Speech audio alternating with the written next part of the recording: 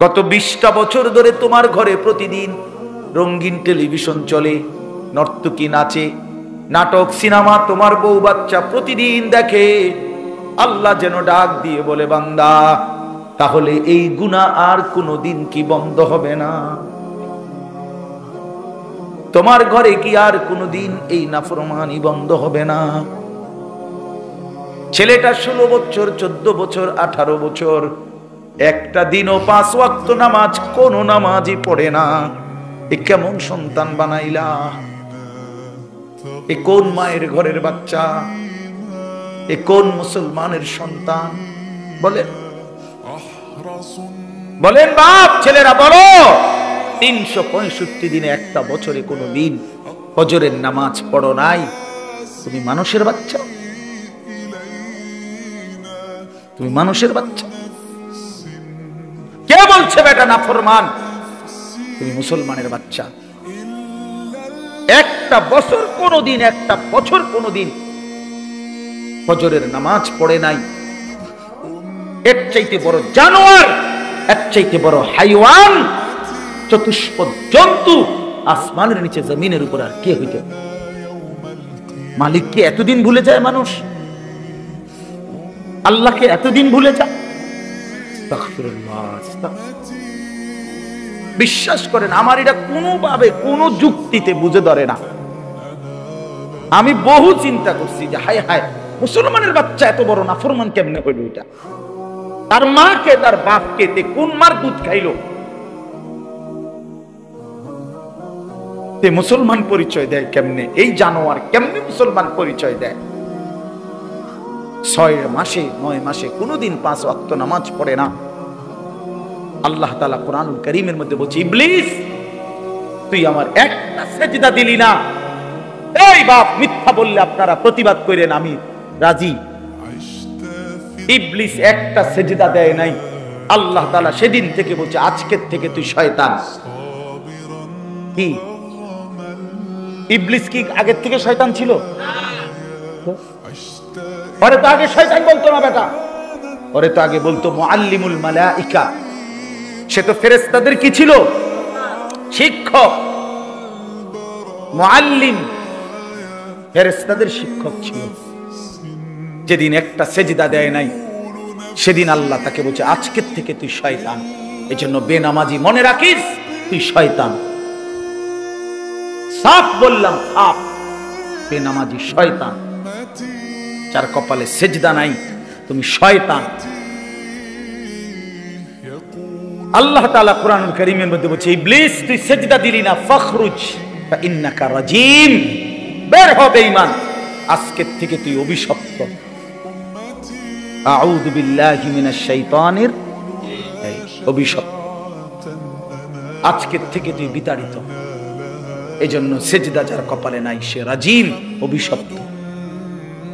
কোরআন শরীফে আছে, আল্লাহ বলছে, ওয়া ইন্না আলাইকাল লানাতা ইলা ইয়াউমিদ্দিন। ইবলিসকে আল্লাহ বলছে, ইবলিস তুই আমার সেজদা দিলি না, একটা সেজদা। আজকের থেকে নিয়ে কিয়ামত দিবস পর্যন্ত তোর উপরে আমি আল্লাহর লানত, লানত, লানত। এজন্য বেনামাজি তোর উপরে খোদার গজব, খোদার লানত, খোদার লানত, খোদার লানত।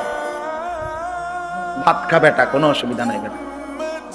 ভাত তরকারি আল্লাহ আটকাবে না, মাছ গোস্ত আল্লাহ আটকায় না। ঘুম, পেশাব, পায়খানা, যৌন চাহিদা পূরণ, এগুলো আহামরি কিচ্ছু না। আল্লাহ বলে, কুলু ওয়া তামাত্তাউ কালিলান ইন্নাকুম মুজরিমুন। আরে নাফরমান, খা বেটা, কিছু সময়ের জন্য দুনিয়া খা বেটা, ভোগ কর বেটা। আমি আটকাইতাম না, দুনিয়া আটকাবো না, ভাত খাইতে বাধা দিব না। ভাত আমি খানা, পেশাব, ঘুম, যৌন চাহিদা পূরণ। আল্লাহ বলে বান্দা, এগুলো আমি আটকাই না, এগুলো আমি কুত্তার চাহিদাও পূরণ করি। তোরটা পূরণ করতাম না, আমার কুত্তাও খায়, তুই খাইতি না? খা বেটা, বাতে না দুগা খাই দিয়ে না বেটা। পাঙ্গাই সারি আর কিতা, আর কিতা, তেলাপিয়া, আর কি ধন্যবাদ, কাঁচা মরিচ, কিরা, টমাটো, দুন্দুল, করলা, আর কিতা, হ্যাঁ, লম্বা সিম, ছোট সিম, আর কি বাজারে এই তো। এই তো দুনিয়া ভোগ করলা, লাল শাক পাট শাক আর কি। আল্লাহ বলে আমার জঙ্গলের বাঘ প্রতিবেলা গোশত খায়, আমার জঙ্গলের সিংহ প্রতিবেলা গোশত খায়। তো তোর চাইতে তো বেশি দুনিয়া আমি তাগরে খাওয়াইতেছি। একটি হাতি ভাইয়া, আমি সত্য করে বলতেছি, গবেষকদের কথা হলো, যারা প্রাণীবিদ্যা গবেষণা করে তাদের বক্তব্য হলো একটি হাতি একদিনে 250 কেজি খাবার খায়, 90 লিটার পানি পান করে, 250 কেজি খাবার খায় একটা হাতি। তো গোটা পৃথিবীতে হাতি একটাই তো না, বাংলাদেশে হাতি একটাই। আমি একবার চিড়িয়াখানায় দেখছি বাঘেরে গোশত দিছে খাইতে, বুঝি গেছি ভাই কদ্দুর দিছেন, যে প্রতিবেলা 20 থেকে 22 কেজি গরুর গোশত দেওয়া হয়। 20-22 কেজি গরুর গোশত একবারে এক বসায় খাইতে পারবেন এমন একটা ভাগ্যবান হাত উড়ান। আমনেরে আমি খাবাইয়া কালকে বাঁচতাম, আজকে থাকুন, কালকে গোশত কিনা রাইন্দা মরিবাসি যা হইব মাহফিল, কালকে বাদ আমনেরে 22 কেজি গোশত খাওয়াই, তার সম্ভব? আমরা বলেন না বাপ, নারাজ হইয়েন না, ছেলেরা নারাজ হইও না। বন্ধু আমার, আমি দিল জাগাইতে চাই, বিবেক জাগাইতে চাই। কেন সেজদা দিবা, কেন নামাজ পড়বা না? ভাই আমার, বন্ধু আমার, ওই মালিকের সাথে নারাজ হলাম কেন? আল্লাহর সাথে রাগ করলাম কেন? আল্লাহকে ভুলে যাই কেন? কোরআন শরীফ আছে, ইয়া আইয়ুহাল ইনসান মা গাররাকা বিরাব্বিকাল কারীম। রব্বুল আলামিন বলে, হে মানুষ, আমার মতো দয়ালু মেহেরবান মনিব, আমার মতো এমন মাওলা, কেমনে রে তুমি বান্দা আমারে ভুলে গেলা? মা গাররাক, কে তোমারে আমার মতো দয়ালু মালিক থেকে ভুলায় দিল? কে তোমারে ধোকা দিল? কোন বন্ধু পেলা বান্দা, কোন সঙ্গী পেলা আমার চাইতে উত্তম, যাকে পেয়ে তুমি আমি আল্লাহকে ভুলে গেলা? বলো না যুবক ভাই, পর্দার আড়ালের মা যদি শুনে থাকেন, মা আপনাকেও বলি, মা বোন আমার, কারে দেখাইতে আপনি বেপর্দা হইলেন? যে পুরুষগুলো বেপর্দা আপনারে দেখে, তারা কি কোনোদিন আপনারে ধন্যবাদ জানাইছেনি? তাইলে কোন বেপর্দা নারীকে বলেন, একজন বেপর্দা মহিলাকে বলেন, হে বেহায়া নারী, ওই বেহায়া, তোরে কোনোদিন কোন পুরুষ দেখা ধন্যবাদ দিছিনি? সবাই তোর রূপ যৌবনের দিকে তাকাইয়েই তো ছিল, লোভের দৃষ্টিতে, উপভোগের দৃষ্টিতে, কামনার দৃষ্টিতে, অবৈধ বাসনার দৃষ্টিতে। এছাড়া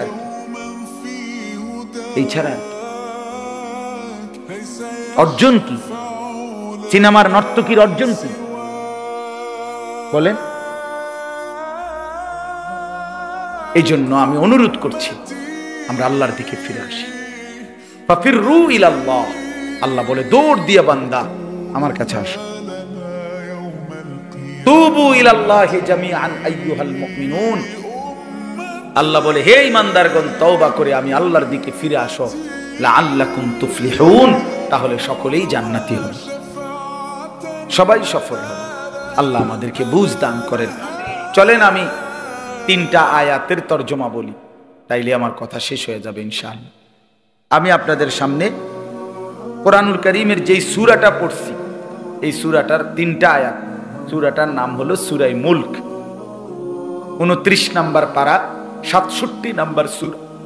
কোরআন শরীফের অত্যন্ত ফজিলতপূর্ণ একটা সূরা। রাসূলুল্লাহ সাল্লাল্লাহু আলাইহি ওয়াসাল্লাম বলেন, যে ব্যক্তি নিয়মিত এই সূরাটি তেলাওয়াত করবে, আল্লাহর নবী সাল্লাল্লাহু আলাইহি ওয়াসাল্লাম বলেন, তুনজিহি মিন আযাবিল কবর, এই সূরাটা তাকে কবরের আযাব থেকে মুক্তি দিবে। এই সূরা কবরের আযাব থেকে মুক্তির একটা রক্ষা কবচ। সূরা মুলক 29 নম্বর পারা, 67 নম্বর সূরা। আমার বাপ, একটা মিনিট শুধু বুঝেন, রাসূলুল্লাহ সাল্লাল্লাহু আলাইহি সাল্লাম অসংখ্যবার উম্মতের কাছে কবরের আযাবের ব্যাপারে সতর্ক করেছে। কবরের আযাব অনেক হাদিস, অনেক হাদিস বিশ্বাস করে।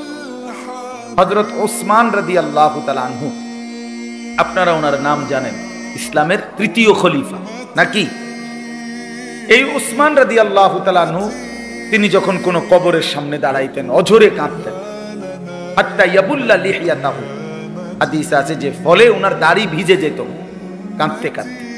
তো ওনার সঙ্গী সাথীরা জিজ্ঞেস করতেন, হযরত, হে আমিরুল মুমিনিন উসমান, আপনি কবর দেখলে এইভাবে কাঁদেন কেন? আপনি তো জাহান্নামের কথা বললো, এতটা কাঁদেন না, কবরের কথা দেখলেই আপনি এভাবে অঝরে কাঁদেন কেন? হযরত উসমান রাদিয়াল্লাহু তাআলা আনহু বলেন, শোনো, ইন্নাল কবরা আউয়ালু মানাজিলিল আখিরাহ, কবর হচ্ছে আখিরাতের প্রথম ঘাঁটি। ফা ইন নাজা মিনহু ফামা বা'দাহু আইসারু মিনহু, যদি কেউ কবরের এই ঘাঁটিতে বেঁচে যায় তো পরবর্তী সব ঘাঁটি পার হওয়া তার জন্য সহজ। ওয়া ইন লাম ইয়ানজু মিনহু ফামা বা'দাহু আশাদ্দু মিনহু, নবীজি বলেন, আরে ওসমান বলেন, যদি এই ঘাঁটিতে কেউ মুক্তি না পায়, আটকে যায়, তাহলে পরবর্তী সকল ঘাঁটি তার জন্য তার চাইতে বেশি কঠোর। এরপরে শুনেন, এরপরে উসমান রাদিয়াল্লাহু তাআলা আনহু বলতেন যে আমি আল্লাহর নবী সাল্লাল্লাহু আলাইহি সাল্লাম থেকে সরাসরি একটা হাদিস শুনছি, নবীজির হাদিস। আচ্ছা, নবীজি সাল্লাল্লাহু আলাইহি সাল্লামের ব্যাপারে আপনাদের ধারণা কি? তিনি কোনো কথা নাউযুবিল্লাহ জীবনে কোনোদিন এক বিন্দু বানাইয়া বলছেন, বাড়াইয়া বলছেন, অতিরঞ্জিত বলছেন? যা আল্লাহ বলেছেন হুবহু তাই বলেছেন। তো নবীজি সাল্লাল্লাহু আলাইহি সাল্লাম তিনি বলছেন, মা রাআইতু মানজারান কাত্তু ইল্লা ওয়াল কবরু আফজাউ মিনহু। রাসূলুল্লাহ সাল্লাল্লাহু আলাইহি ওয়াসাল্লাম, এই যে কয়েকটা ছেলে মুসলমানের বাচ্চাই তো নিশ্চয়, কিন্তু কথা বলে দেখেন বাহির, এমন এক গাফেল জাতি আমরা, মায়ের সন্তান জানেও না কোথায় আসছে। বহুত আপনারা জানেন না, আমরা সবাই আসলে খাট পালং আর সোফা ফার্নিচার নিয়ে ব্যস্ত। হুজুর দেখলে দোয়া চায়, হুজুর বিল্ডিং এর ছাদ ঢালাই দিন, কিন্তু দোয়া করে দেন। এই গরকার নতুন কাম ধরছি, দোয়া করে দেন। আজ মাড়ি কোপ দিমু, দোয়া করে দেন। আজকে নতুন করে ঢালাই, আজকে কিন্তু দোয়া। হুজুর মোটরসাইকেল কিনছি, কিন্তু দোয়া করে দেন। এই দোকানের বিটটা লইছি, হুজুর দোয়া করে দেন। আমার কাছে একবার একজনই কইছে, হুজুর 1,10,000 টাকা খরচ করে ওই তার বাসায় গেছি, টেলিভিশন চ্যাপটা একটা দেখাইয়া উনি বলতেছে, হুজুর এটা 1,10,000 টাকার মতো খরচ গেছে, দোয়া করে। পরে আমিও দোয়া করছি। আমি বললাম, ভাই দোয়া করি আপনার ঘরে যেন 24 ঘন্টার মধ্যে 1 সেকেন্ডও কারেন্ট না যায়, আমনের বউ বাচ্চা যেন 24 ঘন্টা টেলিভিশনের সামনে বইয়া থাকে, আমনের ঘরে যেন 24 ঘন্টা নাচ গান বেটা বেটির নাচ। পরে হে হুজুর বেশি রাগ হইছেন বুঝছি, মানে তো বুঝছে দোয়ার ডকেই তো বুঝছে যে অবস্থা কি, ডক বালা না, দোয়ার তো লাইন বালা না। তা এই যে আমার উদ্দেশ্য এই কথাটা বলা, যে এই যে শুধু কেবল খাট দেখাইলো, পালং দেখাইলো, ওই রোমে নিয়ে নিয়ে হাইটা হাইটা দেখায়, এই দরজা, এই জানালা, এই ফার্নিচার। আরে ভাইয়া মুসলমান, আমরা যদি এই খাট পালং আর ফার্নিচার দেখাই, অথচ আমার ছেলেটা নামাজ পড়ে না, মেয়েটা পর্দা করে না, স্ত্রী পর্দা করে না, আমার ঘরের সন্তান আদি কেউ আল্লাহর কোরআন পড়তে পারে না। হায় মুসলমান, দেখানোর দরকার ছিল এইটা, নিজের স্ত্রী সন্তান পরিবারের মানুষগুলোর ইবাদত আমল চরিত্র আখলাক নৈতিকতা, এইটা দেখানো দরকার ছিল। খাট দেখাইয়া পালং দেখাইয়া কোনো লাভ নাই, কোনো লাভ। আপনি মরে গেলে 20 বছর পরে কবরের থেকে উঠতে আইসা আপনি নিজের ঘরে দেখেন আমনের হাতের বানানো ফার্নিচার কিচ্ছু নাই, কিচ্ছু নাই। যদি জিজ্ঞাসা করেন ফুত নাতি আমার বানানো খাট পালং দিকই, বলবে দাদা ইডি ওনার চলে না, হালাই দিছি বলতে। এগুলো এখন আর কি চলে না দাদা। আমার দাদা মারা যাওয়ার 12 বছর পরে, গোনা 12 বছরের মাথায় আমি আমার জ্যাঠারে বলছিলাম, জ্যাঠা আমার দাদার রেখে যাওয়া বাড়ির স্মৃতি হিসাবে আপনার কাছে কিছু আসেনি, আমার একটা কিছু দেখাল, একটা লবণের বাটি, কাচের প্লেট, কিছু একটা মাটির বাসন। আমার দাদা কাইদা, আমার জ্যাঠা কাইদা দিছিল, আহা, আমার সেই জ্যাঠাও এখন কবরে চলে গেছে। সেই জ্যাঠা আমার কেরকাই দিয়ে দিছে, কয় না ভাতিজা, তোমারে দেখাইবার মতো আমার কাছে কিছুই নেই। 12 বছরের ব্যবধানে সমস্ত কিছু নাই। এই তো দুনিয়া, যে দুনিয়া আপনি সাজাইলেন বাস। একদিন আপনি নিজেই কবর থেকে আইসা যদি দেখতে পারতেন, তা আইসা দেখতেন কিছুই নাই, কিছুই নেই। শুধু শুধু শুধু শুধু হায়াত শেষ করলেন, শুধু শুধু স্ত্রী সন্তানের নামাজের খোঁজ নিলেন না, আখিরাতের খবর নিলেন না, শুধু দাড়ি দাড়ি, বাড়ি গাড়ি, বিল্ডিং ডালা। আল্লাহ আমাদেরকে বুঝ দান করেন। তো বলতেছিলাম যে রাসূলুল্লাহ সাল্লাল্লাহু আলাইহি ওয়াসাল্লাম অনেক হাদিসের মধ্যে এই কবরের আযাবের ব্যাপারে গুরুত্ব দিয়েছেন, বারবার উম্মতকে সতর্ক করছেন আল্লাহর নবী সাল্লাল্লাহু আলাইহি ওয়াসাল্লাম। তো নবীজির এই হাদিস, উসমান রাদিয়াল্লাহু তাআলা এর ঘটনা বললাম। এরপরে শুনেন, হযরত বারা ইবনে আযিব রাদিয়াল্লাহু তাআলা আনহু একজন সাহাবী, উনি বলেন, আমরা একদিন নবীজির সাথে এক সাহাবীর জানাজায় গেলাম। আমি দেরি করব না, এই অল্প সময়ে শেষ করে দিচ্ছি। জানাজায় গেলাম, তো এই সাহাবী বলতেছেন, আমরা নবীজির সাথে জানাজায় গিয়ে, ওই সাহাবীর জানাজা এখনো পড়ে নাই নবী, আগে গিয়া নবীজি কবরের সামনে একটু দাঁড়াইছে, খালি কবরটার সামনে আর কি। তো হযরত বারা ইবনে আযিব বলে, আল্লাহর নবী সাল্লাল্লাহু আলাইহি সাল্লাম কবরটার সামনে দাঁড়াইয়া অঝরে কতক্ষণ কাঁদছে, কবরের দিকে তাকাই। তো আমরা সবাই, সাহাবী বলতেছেন, আমরা সবাই নবীজির সাথে কাঁদলাম, অনেকক্ষণ কাঁদা নবী চোখের পানি ফেলে মুছে, এরপর আমাদের দিকে তাকাইয়া বলছে, ইয়া ইখওয়ানি লিমিসলি হাদা ফাআইদ্দু, হে আমার সাথীরা, বন্ধুরা, আমার সাহাবীরা, এই কবরের জন্য, এমন একটা জায়গার জন্য তোমরাও প্রস্তুতি নাও। ফাআইদ্দু, সবাই রেডি হও এই কবরের জন্য, এই কবরের জন্য। এভাবে আল্লাহর নবী কবরের দিকে তাকাইয়া কাঁদছে। আমার বাপ আল্লাহর নবী সাল্লাল্লাহু আলাইহি সাল্লাম 5 ওয়াক্ত নামাজের পরে নবীজি যে কয়েকটা বিষয়ে নিয়মিত দোয়া করতেন প্রত্যেক নামাজের পরে, এর মধ্যে একটা ছিল এটা, আল্লাহুম্মা ইন্নী আউযু বিকা মিন আযাবি জাহান্নাম ওয়া মিন আযাবিল কবর ওয়া মিন ফিতনাতিল কবর ওয়া মিন ফিতনাতিল মাসীহিদ দাজ্জাল ওয়া মিন ফিতনাতিল মাহইয়া ওয়াল মামাত। এই দোয়াটা নবীজি 5 ওয়াক্ত নামাজের পরে করতেন। এর মধ্যে একটা অংশ হলো যে আল্লাহ, আমি কবরের আযাব থেকে পানাহ চাই। অথচ রাসূলুল্লাহ সাল্লাল্লাহু আলাইহি সাল্লামের এক যাররা বিন্দু পরিমাণ কোনো গুনাহ নাই, আছে কি? কথা বলেন না কেন? এক সুতা কোনো গুনাহ, তিনি মাসুম, তিনি নিষ্পাপ, তিনি নিষ্পাপ। হাশরের ময়দানে আল্লাহ তাআলা নবী সাল্লাল্লাহু আলাইহি সাল্লামের অগণিত মর্যাদা আল্লাহ দান করছেন, দিয়ে রাখছেন। নবীজি বলছেন, আনা আউয়ালু মান ইয়াকরাউ বাবাল জান্নাহ। আল্লাহর নবী সাল্লাল্লাহু আলাইহি সাল্লাম বলেন, আমি সেই মুহাম্মদ যে সর্বপ্রথম জান্নাতের কড়া দরজার আমি নাড়াবো। কিলা মান, ফেরেশতা বলবে, আপনি কে? আমি বলবো মুহাম্মদ। ফেরেশতা ফাফুতিহাল বাব, দরজা খুলবে আর বলবে, হে আল্লাহর রাসূল, আনতাজিরু লাক, আমি তো আপনার অপেক্ষাই করছিলাম। আপনি আসবেন, আপনি উদ্বোধন করবেন, আপনি প্রথম ঢুকবেন, তারপরেই তো সবাই ঢুকবে। এটাই তো মালিকের ফয়সালা।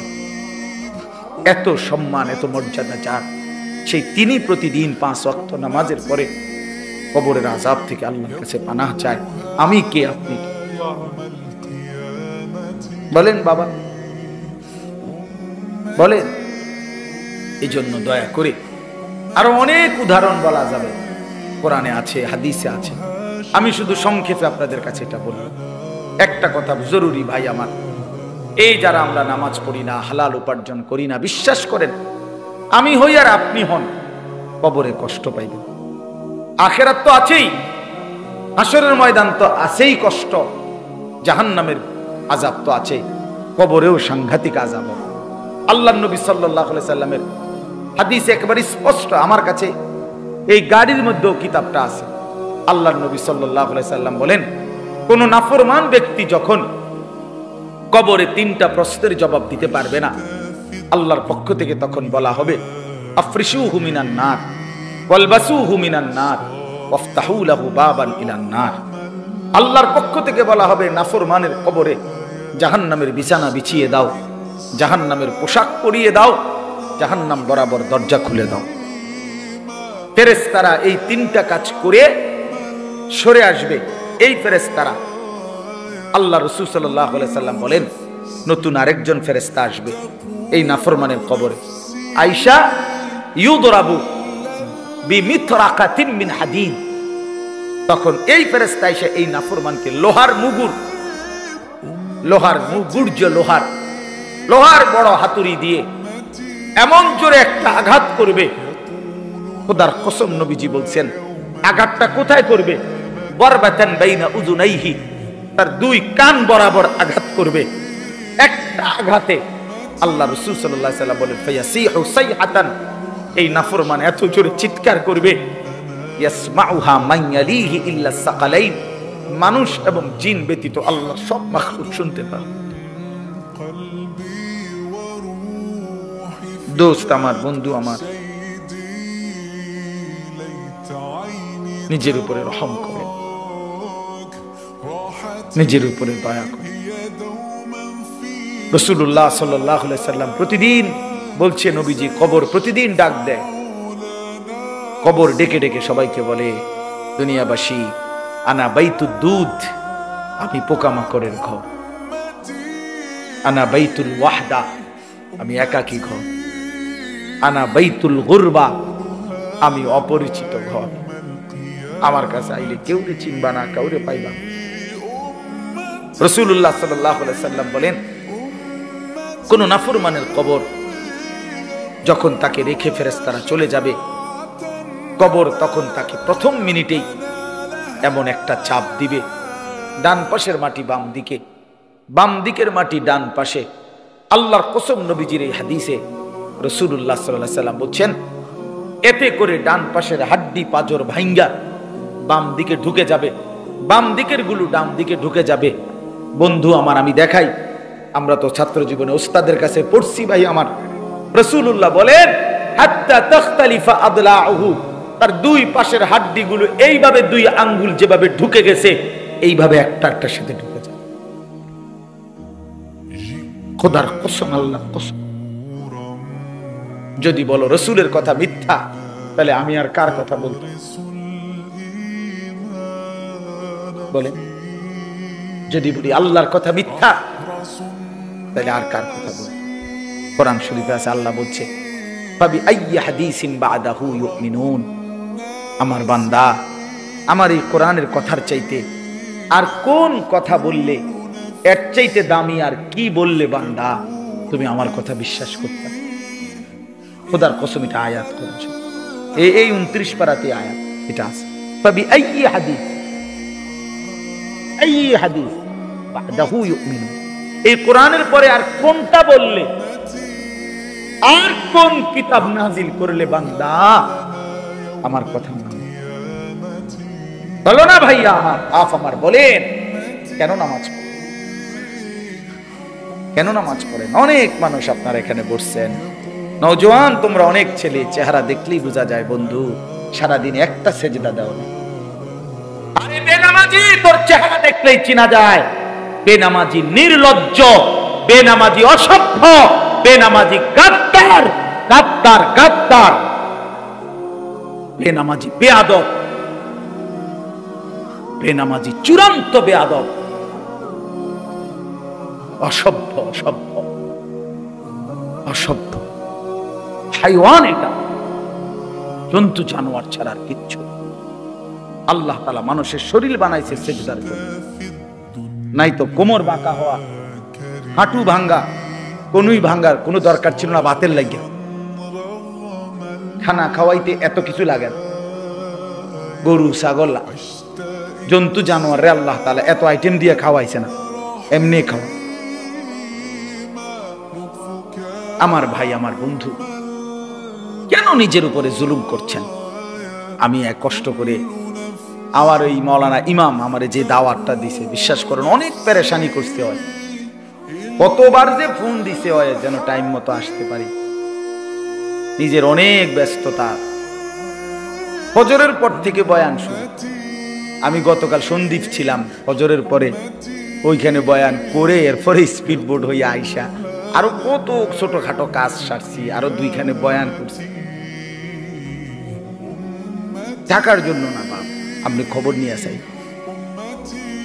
সব মানুষকে এক ধরনের পাল্লা মাপা না। আমি এক ফেরিওয়ালা, স্বাভাবিকভাবে অস্থিরতা বোধ করি খুব, যে আমার এই নওজোয়ান ছেলেগুলো নামাজ পড়বে, ইসলামের জন্য দ্বীনের পক্ষে থাকবে, এদের দুনিয়া সুন্দর হবে, আখিরাত সুন্দর হবে। এই জন্য আজকে রাত গভীরে বললাম, আমরা প্রত্যেকেই কবরের আযাব থেকে বাঁচার চেষ্টা করি, নাই তো কষ্ট হবে বাপ। কোরআন শরীফে আছে আল্লাহ ফেরাউন এবং তার বংশধরের ব্যাপারে বলছে, আন্নারু ইউরাদুনা আলাইহা গুদুওয়ান ওয়া আশিয়া। আল্লাহ তাআলা বলেন ফেরাউন আর তার দল বলের কবরে প্রতিদিন সকাল সন্ধ্যায় আগুন পেশ করা হচ্ছে, আগুনের শাস্তি হচ্ছে। কোরআন শরীফের আয়াত, আল্লাহর কসম। আল্লাহ বলছে আন্নারু ইউরাদুনা আলাইহা, জাহান্নামের আগুন পেশ করা। শুধু কবরের কথা বললেই সারা রাত বলা, এরপরে তো জাহান্নাম সামনে আছে। এটা তো বিচারের আগে, বিচারের ময়দান তো হাসরের মাঠ। জেলখানার মধ্যে তো আসামি ধরে নিয়ে জায়গা, এরপরে না মামলার শুনানি চলে। রায় হয়তো কোনো কোনো মামলার 2 বছর পরে, কিন্তু সে তো হাজতে ঢুকে গেছে, সে তো কারাগারের কষ্ট ভোগ করতেছে। বুঝেন নাই কথাটা আমার? তো মামলার হিয়ারিং তো চলে পরে, আস্তে আস্তে 15 দিন পরে, 20 দিন পরে, 40 দিন পরে মামলার আবার কি পরে ডেট পরে, এমনি এমনি শুনানি চলে। কিন্তু হেতে তো জেলখানা, শাস্তি তো চলতেছে, কারাগারের কষ্ট তো চলতেছে। আল্লাহ তাআলা বলে বান্দা বিচারের ময়দান তো সামনে, হাসরের মাঠ, কিন্তু আযাব তো শুরু হয়ে গেছে কবর থেকেই, কবর থেকে। এই জন্য আমরা প্রত্যেকে ইনশাআল্লাহ, এই যে কয়জন, আমার এত মানুষের দরকার নেই, আমি ইমামের কাছে বলছি যদি 2 জনও শুনে বেটা কোনো অসুবিধা নাই বেটা। ফেরিওয়ালার একটা নিয়ম মনে রাখেন, আমি এই জন্যই বললাম আমি এক ফেরিওয়ালা। ফেরিওয়ালার নিয়ম হলো, ফেরিওয়ালা বলতেই থাকে রাস্তার এই মাথার থেকে ওই মাথা পর্যন্ত, সে বুঝে আমার মাল কেউ না কিনুক, কোনো ঘর থেকে কোনো মহিলা পুরুষ ডাক না দোক, আমি আমার কথা আমি বলতেই হবে।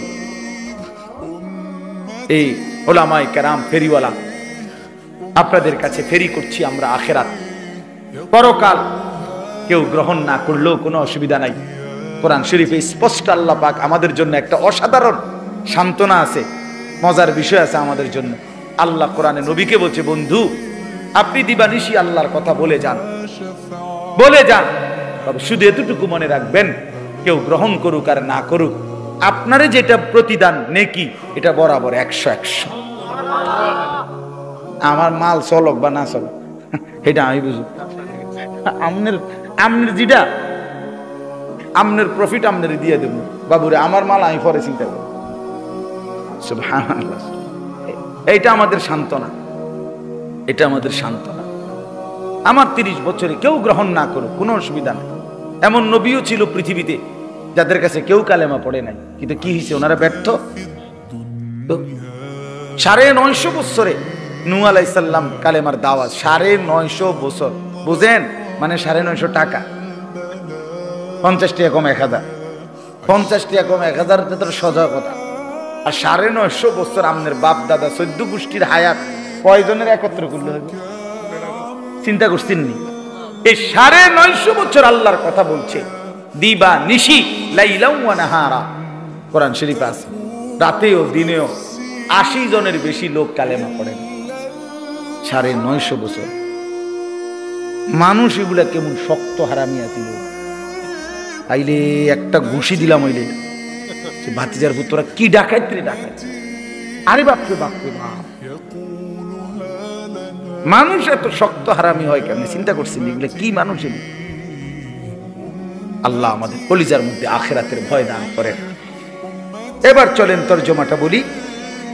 আল্লাহ তাআলা বলেন, ইন্নাল্লাযীনা ইয়াখশাউনা রাব্বাহুম বিল গায়ব, যারা আমি আল্লাহকে না দেখে আমাকে, আমার কথাগুলোকে বিশ্বাস করে, ভয় করে, আমার কবর, আমার আখিরাত, আমার মিজান, আমার ফুলসিরাত, আমার হাসর, আমার জান্নাত জাহান্নাম, আমি আল্লাহকে যারা ভয় করে, কবরকে যারা ভয় করে, জাহান্নামকে যারা ভয় করে, আল্লাহ রাসূল সাল্লাল্লাহু আলাইহি সাল্লাম তাফসীরের মধ্যে ব্যাখ্যা করে নবীজির হাদিস বর্ণনা করছে, আল্লাহকে ভয় করে, আল্লাহ বলেন অর্থ হইল যে গুনাহ ছেড়ে দেয়। একটা সহজ কথা মনে রাখবেন, যে গুনাহ বর্জন করে সে আল্লাহকে ভয় করে, যে আল্লাহকে ভয় করে সে গুনাহ বর্জন করে। এটা কাগজের এই পিঠ ওই পিঠ, এই পিঠ থাকলে এই পিঠ থাকবেই, এই পিঠ রাখতে হইলে এই পিঠ রাখতেই হবে, অর্থাৎ এই দুইটা আলাদা করা যায় না। কাজে যে আল্লাহকে ভয় করে সে গুনাহ থেকে বিরত থাকে, যে গুনাহ থেকে বিরত থাকে সে আল্লাহকে ভয় করে।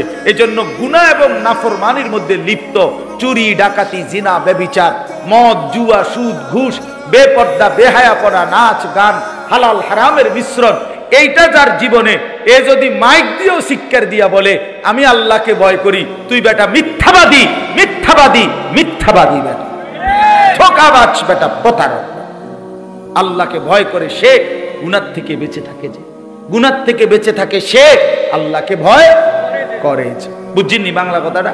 কোন আল্লাহকে ভয় করে যে গুনাহ থেকে বেঁচে থাকে সে, বলেন তো?